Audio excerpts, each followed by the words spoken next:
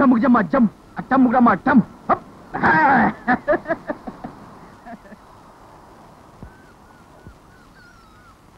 పుల్రాజ్ చెప్పండి. నీతో కొంచెం ప్రైవేట్ గా మాట్లాడాలి. నాతోరా. ఏంటే మనతో ప్రైవేట్ గా మాట్లాడాలా? అంటే మనం చాలా గొప్పలు అయిపోయాం అనమాట. రండి. ఏదో ప్రైవేట్ గా మాట్లాడాలన్నారు, చెప్పండి. అదే రాజు, నేను మొహోడం ఎందుకు సార్, చెప్పండి. కొండ మీద కోతిని తెమ్మంటారా లేక కొండనే పిక్కొచ్చేయమంటారా హనుమంతుడిలాగా? ఊరు వెళ్దాం అనుకుంటున్నాను. ఏంటి సార్, మళ్ళీ చెప్పండి. అదే మా ఊరు వెళ్దామని. ఆ పని చేయండి. ఎందుకంటే ఉన్న ఊరు కన్నతల్లి లాంటిది అన్నారు. మనిషి సత్యగా ఏ లోకానికి వెళ్తాడేమో తెలియదు కానీ బతినంతకాలం సొంత ఊళ్ళోనే బతకాల. అవును, మీరు రేపు వెళ్తారా ఎల్లుండి వెళ్తారా? ఎల్లుండి వద్దు సార్, రేపే వెళ్ళండి. ఎందుకంటే ఎల్లుండి అమావాస్య. అవును, మీకు బండి కట్టించమంటారా లేక బస్సులో వెళ్ళిపోతారా? నేను ఒక్కనే వెళ్ళం కాదు రాజు, తోడు తీసుకు వెళ్దాం అనుకుంటున్నాను. భలేవరే సార్, ఏదో మీరు ఇక్కడ ఉన్నంతకాలం మీతో తిరగమంటే తిరిగాం కానీ ఎల్లకాలం మీతో అంటే చాలా కష్టం. నీతో కాదయ్యా, పెళ్లి చేసుకుని పిల్లతో సహా వెళ్దాం అనుకుంటున్నాను.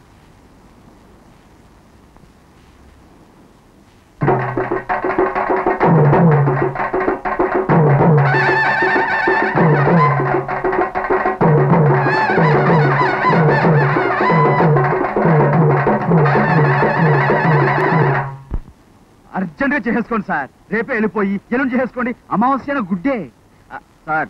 బ్రహ్మచారి ముదిరినా బెండకాయ ముదిరినా పని కాదంటారు. మీరు ముదిరిపోకండి సార్. మీకెందుకండి, పెళ్లి పని దగ్గర నుంచి అంపకాలాగా నేను చూసుకుంటాగా. బజాలు భజంత్రులు బేణమేళం ఊరు ఓరు మొత్తం జమ్ముకు జమ్మ జమ్ అట్టమ్ముకు మట్టం లాడించేస్తాను సార్.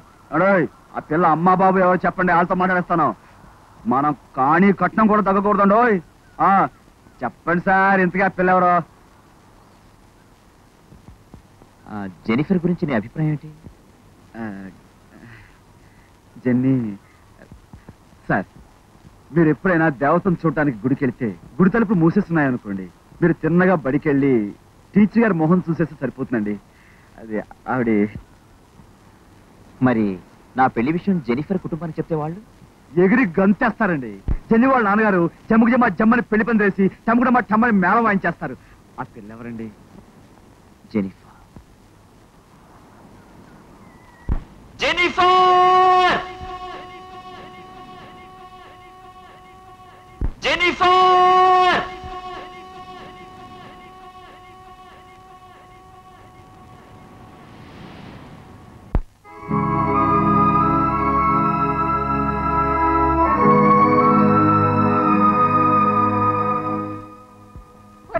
నువ్వు తాగి మాట్లాడుతున్నావా, తాగకుండా మాట్లాడుతున్నావా? లేకపోతే నీ మధ్య ఏమైనా చెడిపోయిందా? అసలు నీకు పాపిట ఆలోచన ఎలా వచ్చిందిరా? ఆడదానిగా నిన్ను కన్నాను, గాలి వదిలేశాను. నేను నీకు అన్నం మాత్రమే పెట్టాను రా. అక్షరాలు నేర్పింది ఆ దేవతేరా. ఆమె దగ్గర నువ్వు అక్షరాలు నేర్చుకున్నావే కానీ నీ అజ్ఞానం పోలేదురా. అమ్మో అమ్మో అమ్మ, అసలు నీకు ఈ ఆలోచన వచ్చినందుకు ఆమె కాళ్ళ మీద పడి క్షమాపణ అడిగే హక్కు నీకు ఎలాగూ లేదు. ఆమె నడిచిన కాలి ముద్దల కళ్ళ కద్దుకోరా. నీ పాపం కొంతగా పట్టాపంచిలో ఉంది. పిచ్చి పిల్ల, ఈ గంగి నీ మీదే అన్నాసులు పెట్టుకుని బతుకుతా ఉందిరా. దాని పెళ్ళలో 3 ముళ్ళు వేసి సుఖంగా బతుకురా.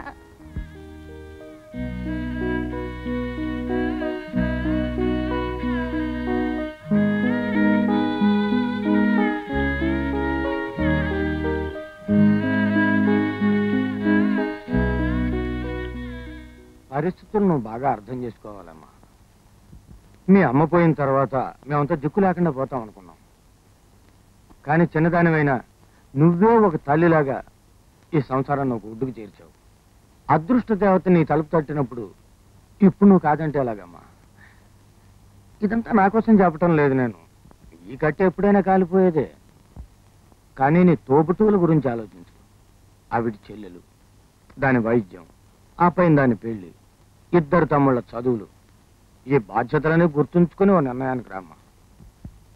నాన్న, మీరన్నట్టు అమ్మపోయాక ఈ కుటుంబ బాధ్యతలన్నీ తీసుకున్న నాకు నా సొంత విషయంలో ఏ నిర్ణయం తీసుకుంటే బాగుంటుందో తెలీదా? దీని గురించి పదే పదే నన్ను ఇబ్బంది పెట్టద్దు ప్లీజ్.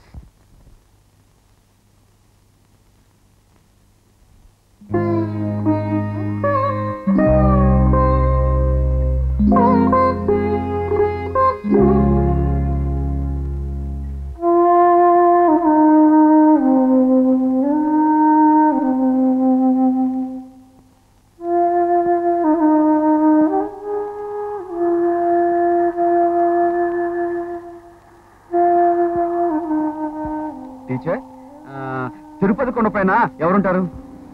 దేవుడు. ఈ కొండ మీద? ఈ కొండ మీద నువ్వు నేను. కాదు. మరి